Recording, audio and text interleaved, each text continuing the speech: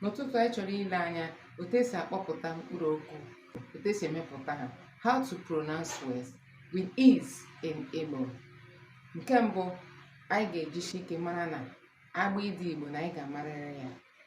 You must know how to recite the the Igbo alphabets. Then know that in reciting the Igbo alphabets are divided into two. We have the consonants and the vowels. So we also have to master the vowels. Also, identify that among those letters, there are some blended letters.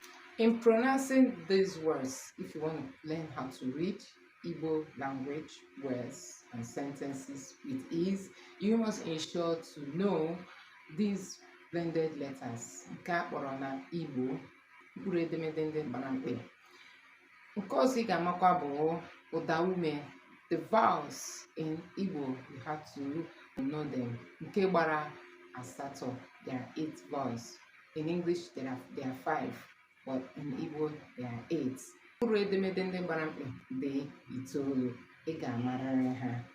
Anyị ga-eji mkpụrụ edemede ụda ume na nke ndị gbara mkpị were bido ọrụ ụbọchị taa. Mana echefukwana ịpịnye aka na share button gbasaa ozi a ka ọ dịnụ ka anyị gaa n'ihu.